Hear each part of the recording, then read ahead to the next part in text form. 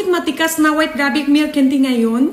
Guys, ito po yung original white rabbit milk candy natin. 227 grams, 100% original po siya. Production date niya, 2024 February. Hanggang 80 months pa bago siya mag-expire date. Ayan, available po siya. Stock number, green APP ng account, tsaka cellphone number, address, product standards, SBT 10022.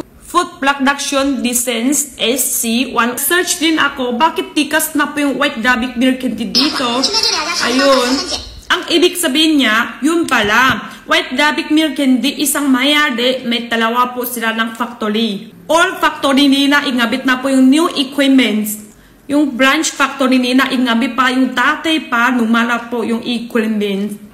Ano difference po sila dalawa sa mga factory? Sa all factory nila, mas matikas, tsaka po hindi kayo tamis. Tapos yung branch factory nila, hindi na masyado kumawala ng stock.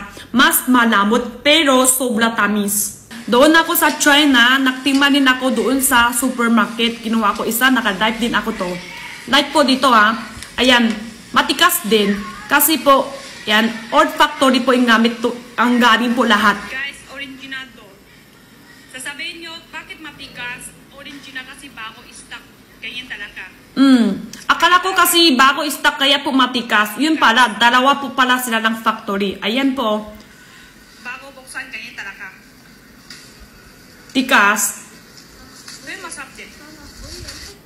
Kaya yan na po yung difference po ngayon sa mga all factory nila po mas matikas pero hindi kayo katamis. Pero lahat po original. Yung balot niya po rice paper, hindi po siya plastic.